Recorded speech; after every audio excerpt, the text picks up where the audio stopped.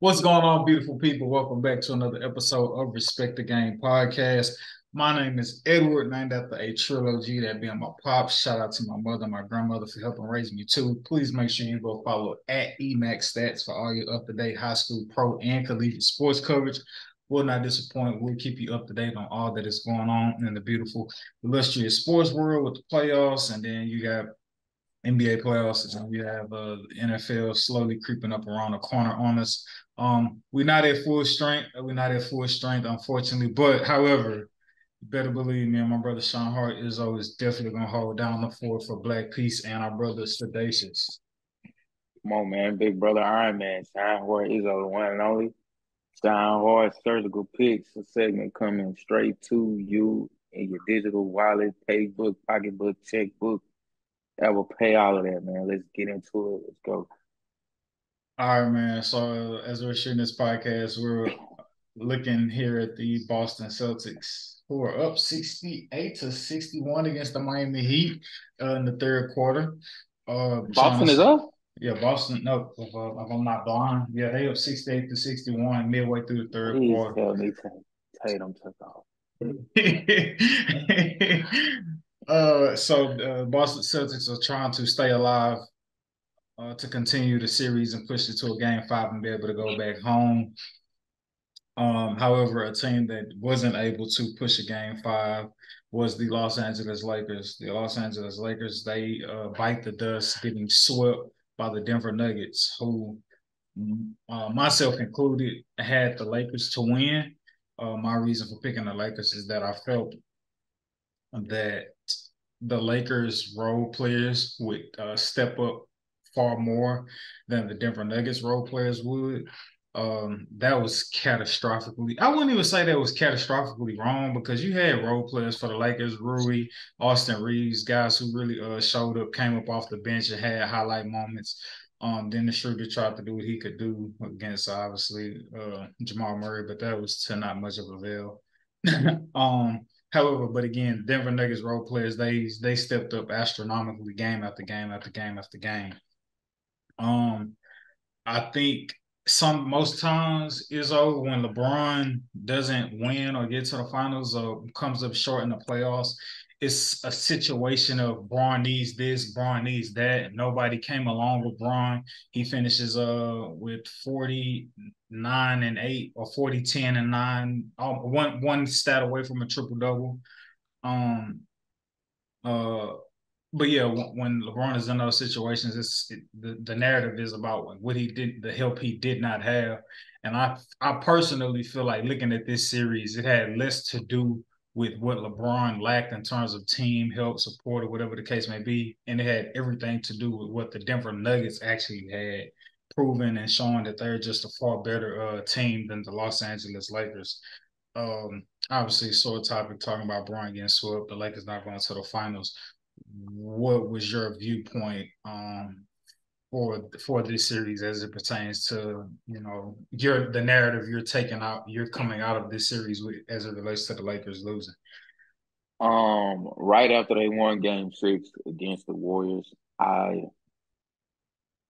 personally did not like the ending comments given by LeBron and both AD because at the end of those interviews, you could hear them both candidly speaking that if we don't go in there, with our A game, we could, be blown out by 30 or get swept. And though they didn't get blown out, they did get swept. And I don't know, I'm a big firm believer in, speaking things into existence. So, just be careful with what you say. I understand giving respect to the opponent, but takeaways I get from this series is one thing I noticed, man, when needed, um, Jokic could turn it on defensively. I saw that made evidently clear within the playoffs. And I'm not saying that he had a mean streak or he was just completely shutting people out. That wasn't the case at all, but just situational defense, good team defense, rotating over, being stout at times when absolutely needed. Um, and then I don't want it to the narrative to be, what the Lakers didn't do.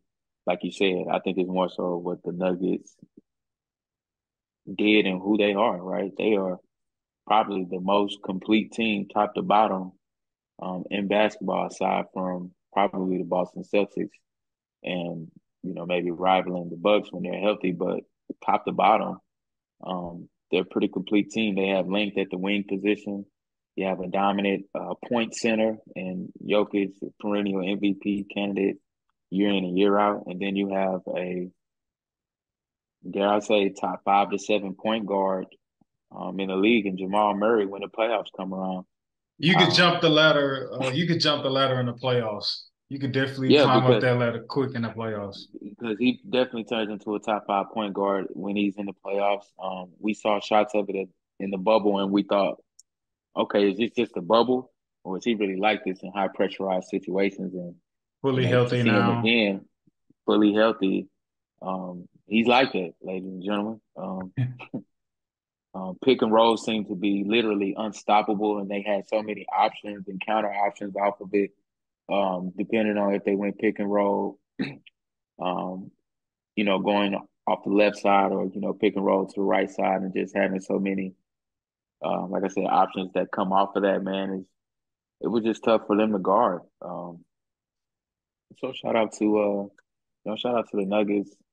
I think Braun is very strategic. I think he's smart, right? Diverting the narrative of, yeah, you just got swept, but I'm gonna float out there that I may retire, so we don't talk about me getting swept.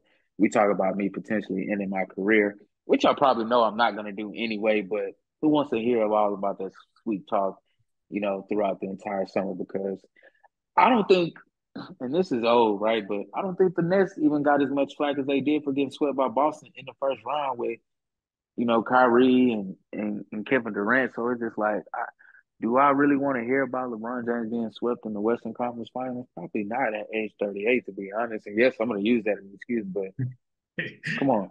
Bum We tend foot, to, not fully healthy. right, we tend to focus on the man's demise as opposed to, no, this is a 2-10 team starting off the year who probably really were going to be in Cancun back in end of March, beginning of April, had it not been for the spectacular trade deadline that Rob Pelinka had. But, that's my thoughts on the game, man. Oh man, so definitely been having some editing delays with the couple episodes back. But if y'all haven't heard those or I hadn't had the chance to put them out yet, catastrophically wrong on my behalf and thinking that watching how the Lakers went about harassing Stephen Curry, who still averaged 30 in that series. I thought that Jamal Murray was going to have his work cut out for him. And seeing that, like, okay, they had to worry about Steph and Clay on the perimeter. Now they could focus all their energy solely on Jamal Murray on the perimeter. And Jamal Murray ended up averaging 32, 6 and 5 in that series. And what I think was also spectacular is he shot 50% from the field. Like Jamal Murray, absolute superstar in this series. And like a lot of times when you have those superstars like Jokic, LeBron, so on and so forth, you always want that superstar to just have a running mate, like give them somebody who could carry the load when you know the defense is going to try to focus solely on that superstar. And I mean, Bob, man, bro, Jamal Murray, if you had one phone call, if Jokic could only make one phone call, man, Jamal Murray, you can pretty much guarantee it's gonna pick up the phone and they gonna go to work. Um, so yeah, man, hats off to the Denver Nuggets. I think as they look forward to the NBA Finals and have home court advantage, um, this is, I mean, this is a big moment for the Denver Nuggets. Going back to LeBron briefly, I think when you talk about LeBron James, and it's just like, oh, like I feel like LeBron losing in this series is like we all needed to see it be possible to believe it, to be like, all right. I know it's clear that LeBron James ain't prime LeBron James, but I feel like as long as he's on the court, like he's gonna always find a way to like outlast everybody on the court. And that ain't the case no more. It's like it's just not like he can give you all he got, but like I don't think like those obviously those game 6 against the Celtics performances or those running off 23 of the last 24, 25 points with Cleveland against the Piston performances. Like, I don't think that's in them. And like, that could be contradicting because like the dude gave you 31 in the first half. Like, what more do you want from him? Right. Very true. Very true. Right. But I think a LeBron of old would have been able to like maintain that throughout the course of like the second half. And He'd you have see ended up with 60. he would have ended up with 60, right? G Willie, he fell short with only 40. But I think LeBron of old would have been able to like I say, continue that throughout the second half. Um if people go back and look at that play, where it came down to the game winning shot for the Denver for LeBron James and the Lakers, I feel like that play was almost similar to the same play that was ran when the Heat went up against the Pacers and LeBron caught the ball and was able to make a quick cut to the rim against Paul George. I feel like that play was kind of drawn up very similar. Um, However, credit to Aaron Gordon, who was able to, kind of stay with LeBron and not get lost in the screen. And you talk about LeBron always making the right basketball play. It's just I want to say it was maybe 4 seconds left, so like you only got so much time to try to make a bang bang play, get the ball, make a decision, try to score a pass. And it just kind of sucks if you're a Lakers fan that like LeBron wasn't able to actually get a shot off. But it all goes back to less about like what the Lakers didn't have or didn't do, and all about um, Coach Mike for the Denver Nuggets just having his guys prepared, having them in the right position to be able to make the right plays, trusting his players. Sometimes I think coaches they get there's like a redundancy I feel like, or some type of like robotic substitutions that they do. Okay, well, you get your minutes at this time. You go to the bench at this time. Like, no, Jokic, you playing the whole second half. We can't play around. We're not fit to play around. Like, give me all you got. Give me all you got. So man, like triple salute to the Denver Nuggets head coach, man, and the way he coached them boys up and trusted them. Triple salute to the Denver Nuggets role players. Caldwell Pope, big series. I'm talking about big series. I felt as if though having to be matched up with LeBron at times on the offensive on the when Denver was on offense, Michael Porter Jr. I think he graduated going up against the Lakers in this series. I think he graduated huge. Um, a lot of people, heap praise on those guys whose numbers don't show up on the stat sheet, but they're kind of just devoted to like playing like defense on the best player, i.e., your PJ Tuckers. We're not supposed to make it seem like he stopped him or in any kind of way. But Aaron Gordon, like he's like sacrificed himself. Not that he has some type of superior offensive skill set, but for him to go in, like he has to guard KD round 1, and it gets no easier. Now you got to guard LeBron.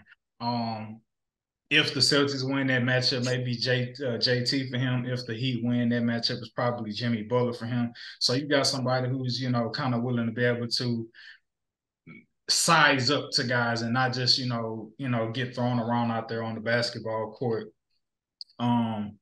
Yeah, man, and other guys just out there.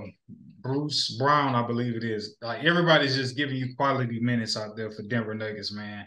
And Jokic is absolutely unstoppable at all. Like, there's nothing you can do. Absolutely. He's like absolutely unstoppable. Um, So yeah, man. Shout out to the Denver Nuggets, man. Had nothing to do with what the Lakers didn't have, and everything to do with what Denver did have, and they have arrived 1,010%, man. However, you can't take it for granted that generational wealth was made from Tom Brady playing football and all the money that he's made throughout his career. But just using your money to make you money, um, and your post career.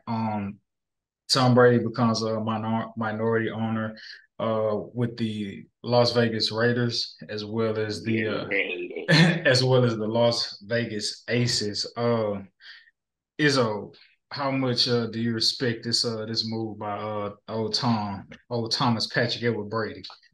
Man, old goat. Um, Respect it tremendously, man. The old adage, man. I think the old songwriter, I believe his name is Young Jeezy, said, "How much money would it take to make some more money?" Mm. Um, with that being said, you know, leveraging his liquid cash as an asset to purchase an even bigger asset that will, bring wealth, a stream of income for years to come. It could be just you know, a holding in a stake for maybe just some years and waiting until they, uh, maybe gain some more valuation as far as like just the overall franchise's worth. And he could maybe sell short term, or maybe he could hold long term, and this could be a real niche thing as far as him really being invested in this particular area. But either way, for the short term or long term, I think it's a great move, and it just sets him up with more leveraging power with him having an asset as an entire football organization. So, shout out to Tom Brady, man.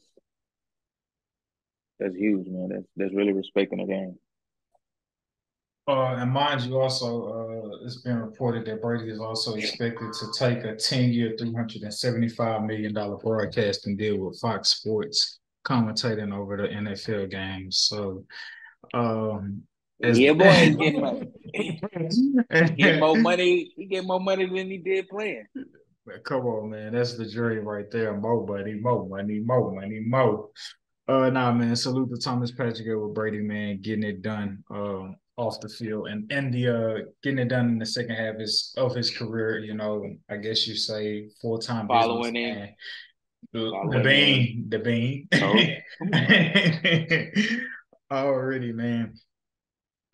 Still talking on football. So I don't know if you. I forgot to bring this up in pre-production. I don't know if you did you come across the conversation with Brandon Marshall and D Hop when they were asking D Hop all season plans. Obviously, he was trying to work out something to be able to get traded away from the Cardinals, and him talking about his top five quarterbacks who he wouldn't mind being able to catch a pass from. Did you I catch think he that? said Josh Allen, Right. He said Josh Allen. Patrick Mahomes. Yeah, Josh, Pat, Hurts, Lamezi, Mm, and he also said for the fifth player, he said Herbert. he did say Herbie. Yeah, he said Josh. He gave his five: Josh Allen, Hurts, Pat, Lamar, Herbert. Out of those five, whether it be realistic contractually or not, um, where would you? Chiefs. That's unfair. But you give Patrick Mahomes another bona fide number one. Come on, bro.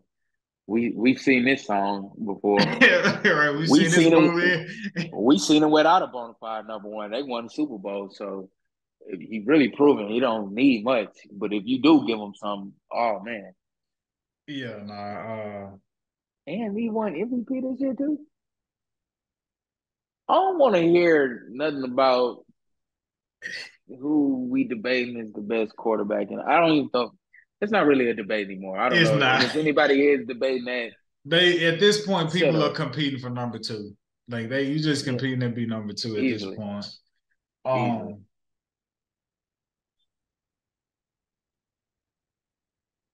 he said Josh Allen first. He was like, I really want to catch a pass from Josh Allen. He called. I think he called Josh. He referred to Josh Allen as like the new age Andrew Luck. If I remember correctly. I can see that. I can see that. Um, I I think he may be you know what he may be a tad bit more athletic than Andrew, maybe, uh, maybe, but great comparison though. yeah, nah. I would say because who did they just sign? Oh, Odell. I would like to see how give Hop Lamezy, man. If Lamezy get Hop and you I talk think it's a lot over there though right now with Bateman. They still drafted Bateman in the first round last year, and they still got Duvernay. Then you get Zay Flowers this year. So I just think like well, look, we'll coach y'all up under D Hop. um, but I mean, but also too, like not you don't want to cast no aspersions on the guys, and but I mean that's just the nature of the league in terms of like guys being able to stay healthy.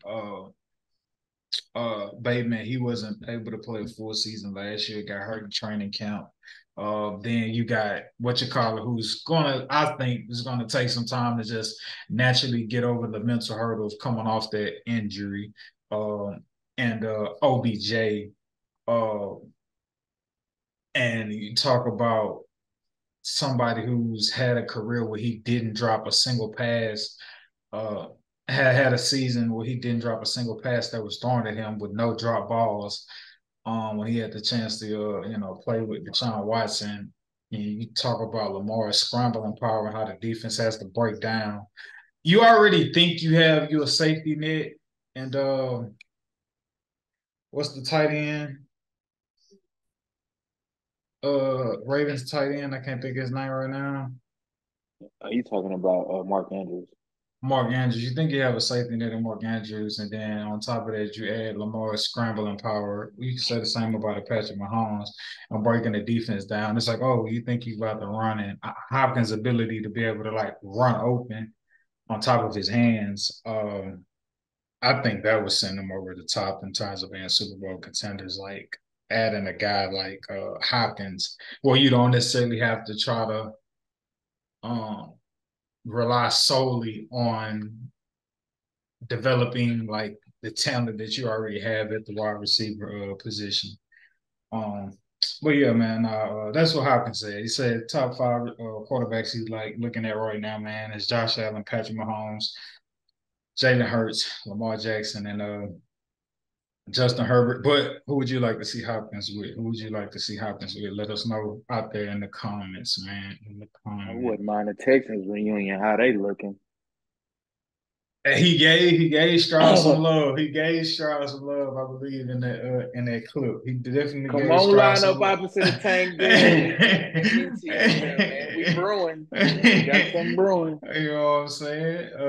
O'Brien, he gone. We don't have to worry about that. Come on back, man. Come on, bro. Come on. Come on. Come home, dog. Come home, man.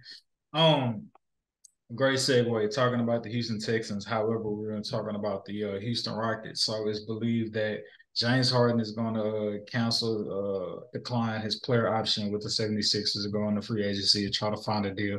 Don't know how true or relevant it is. People are saying he has interest to come back to Houston. I think you could say that's where the foundation of his career has been built at after leaving OKC. 60 on top of 60 on top of 60 on top of 60-point games, MVP with the Houston Rockets. Whether or not it's true, if he will, I'm not sure. But in a clip with Paul George on his podcast, Jalen Green, who's I believe going into his third year, and this upcoming season will be going into his third year, was asked, yo, talking about Harden coming back to Houston, bro. Like, how do you feel about that? I feel like Paul George kind of it wasn't salacious. It was a genuine question, but like He he put words in Jalen Green's mouth and was like, "Yeah, that was such your To growth, right?" growth. He was on some Brandon Marshall shit for sure. Yeah, right. And so and Jalen's like, yeah, it's just, it depends on how you look at it or whatever. Um, if Harden comes there as a free agent, um, obviously that would suggest that maybe you don't have to get rid of any pieces, or the Houston Rockets got the fourth overall draft pick. Could they trade that away to get other pieces, acquire other players to bring back Harden? Um, you got Segans, Michael Porter Jr. Um, no, not Michael Porter Jr. Kevin Martin, I think I mean to say. Um, Kenyon Martin Jr. yeah, Keenan Martin Jr. Um, Kenyon. how does that, like, in your mind? Do you see that being any source of like immediate success or any type of like championship potential with Harden, with James Harden coming back to the Houston Rockets? No, I think it's strictly a money grab. He wants that last big contract. This will undoubtedly be his last big contract in NBA, especially heading into free agency. So um, I'm all for players getting paid, but I definitely think that with Ime Udoka as a coach, he will prioritize defense, and I'm just not sure that the Rockets may be interested in stunting the growth of their new talent. So it'll be interesting to see what direction they go in as far as which free agents they looking to sign, or if they're looking to big game hunt and package that fourth pick along with some assets they already have, with some picks they have in the chamber, to go out in the market and try to land a big splash free agent name like, I don't know, maybe Jaylen Brown if he decides, to leave. Maybe a reuniting with Ime Udoka isn't out of the question, right? Um, with Jaylen Brown being a young, fresh lead guard, him being a two-way player, I definitely think that's somebody they should go out and target in free agency.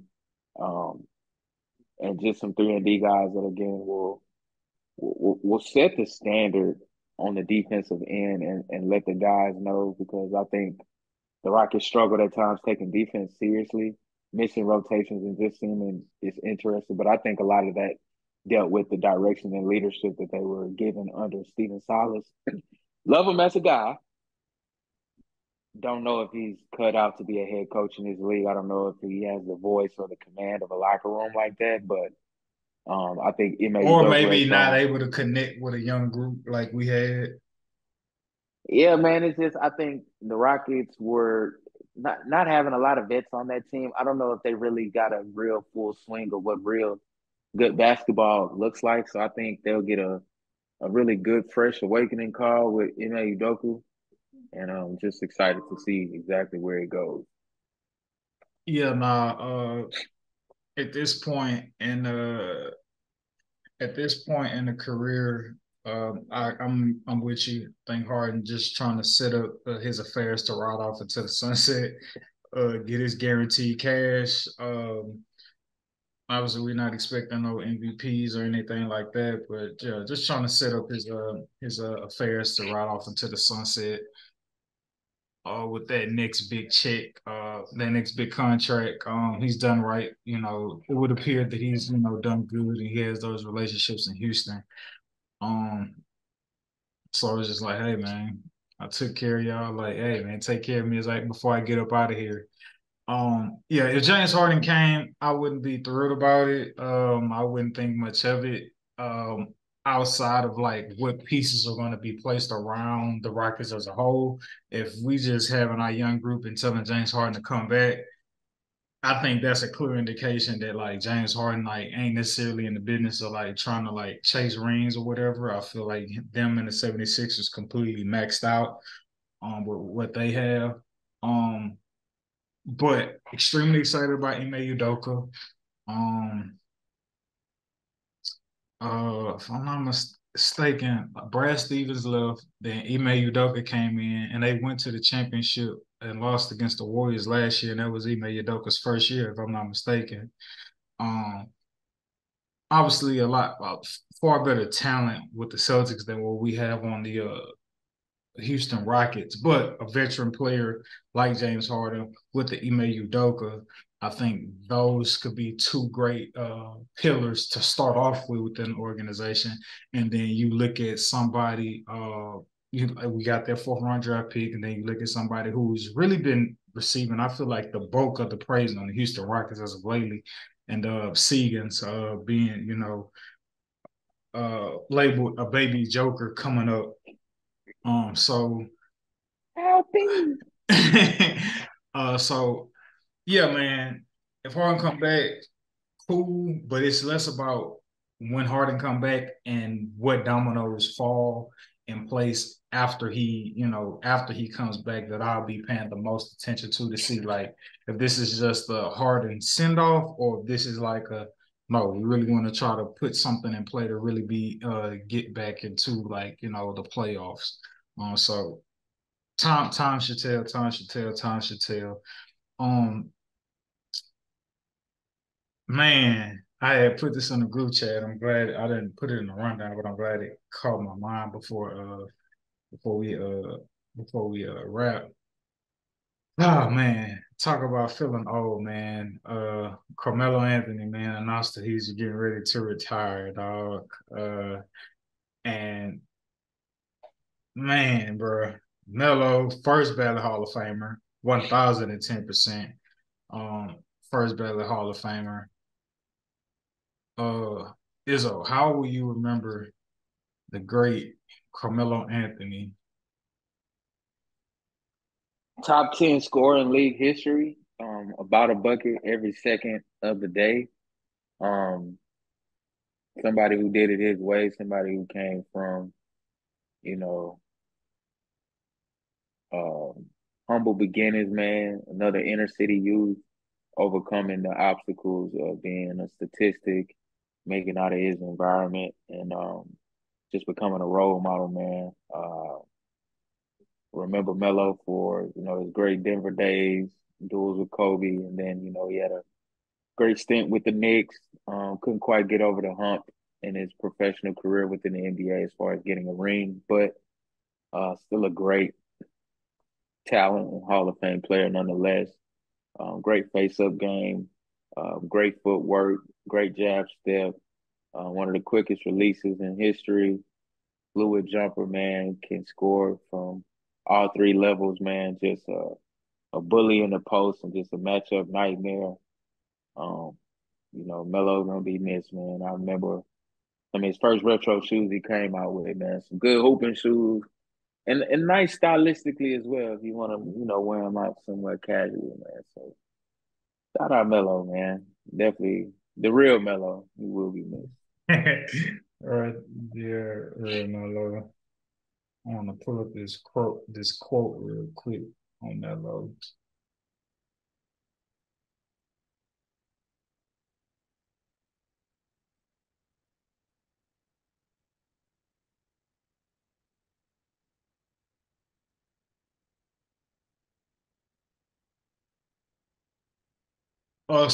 So 1,010%. I heard this quote like not too long ago.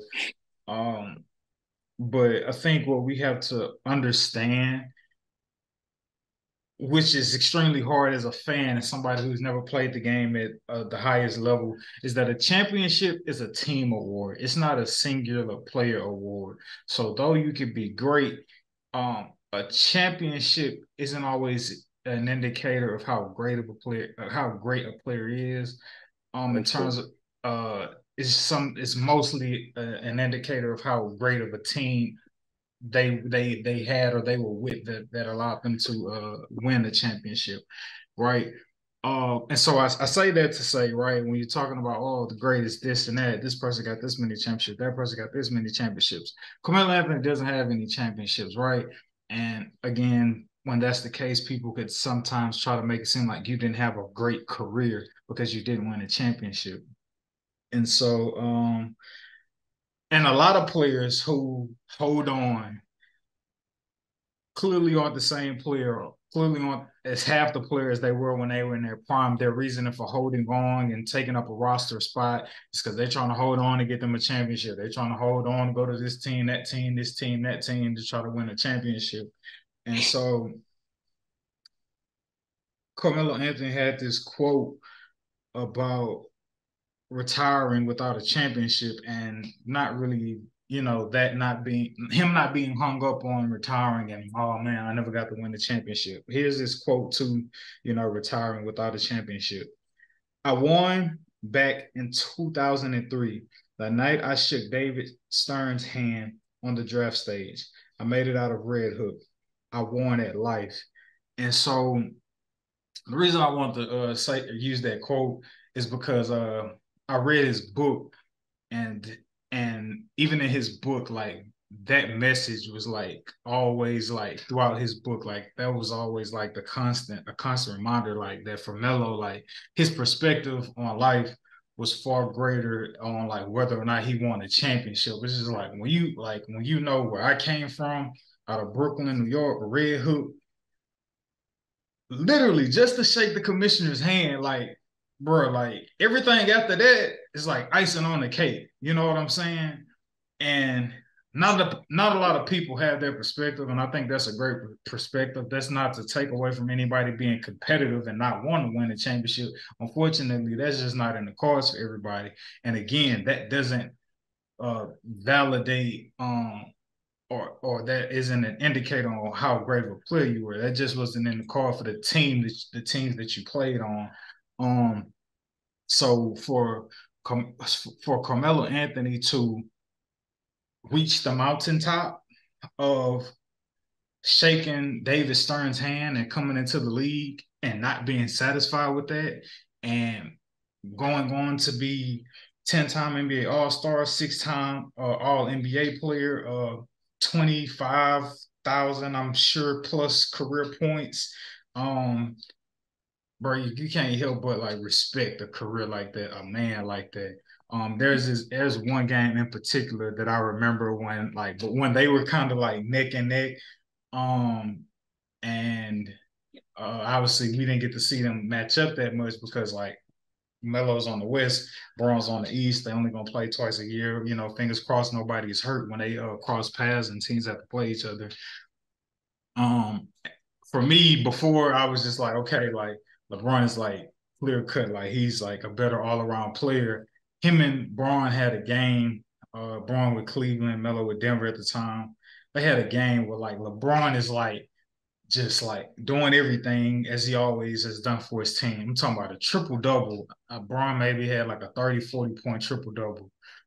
And Denver still came out of the game with the win because Melo had 40, 50 points. And I was just like, bro, like, Braun, all that other stuff is cute, but like Melo's ability to score the rock is just unmatched and untouched. It's just far superior.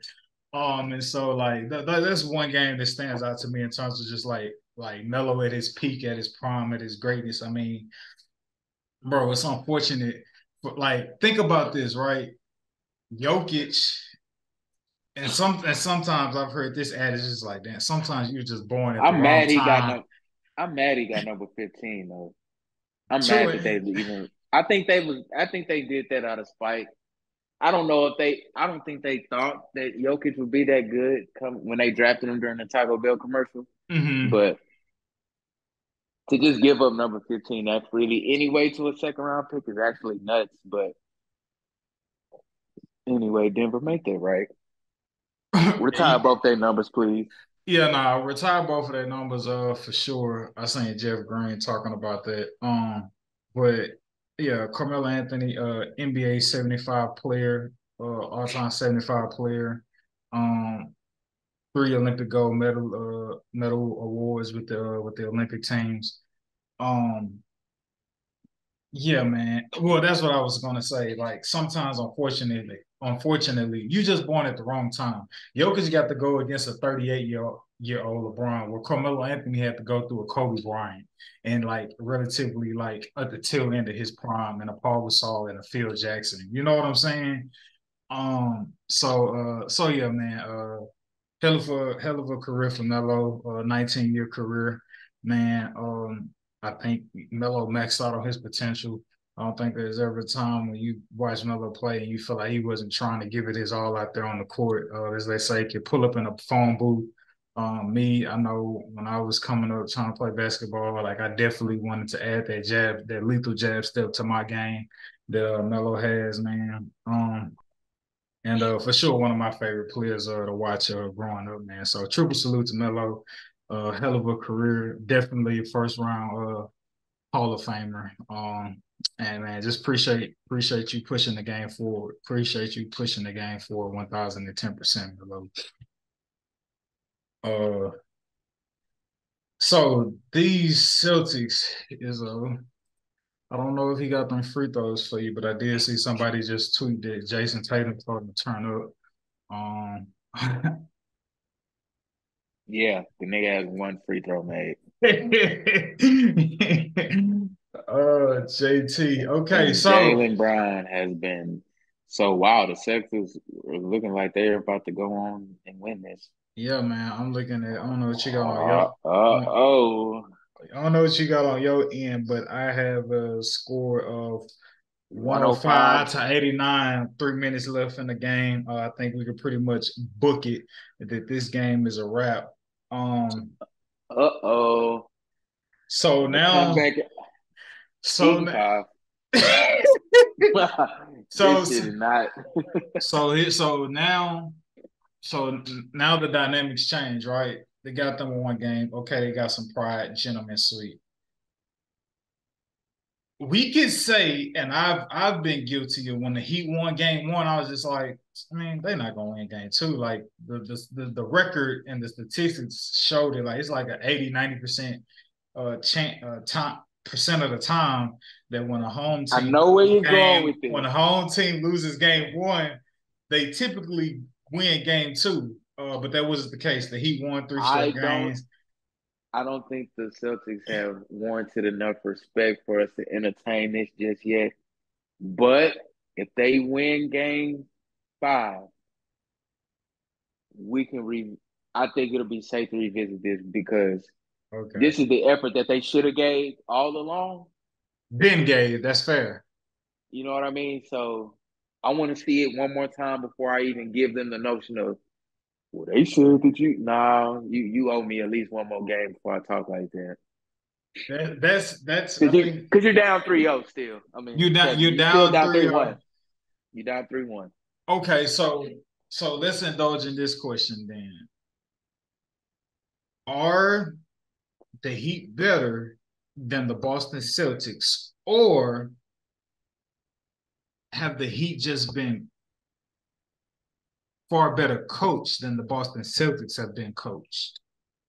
I mean, I think both can be true to a degree because I mean, if they win this series in 5 games, am I gonna come out and be like, oh well, the Celtics were still a better team than he just I mean, yeah, on paper the Celtics are a better team, But right? the game But is the won between but the the game lines. ain't lying, yeah, but the game ain't played on paper. So what this year just told me was coaching played a significant part. It doesn't they really look like a different team defensively than they were last year.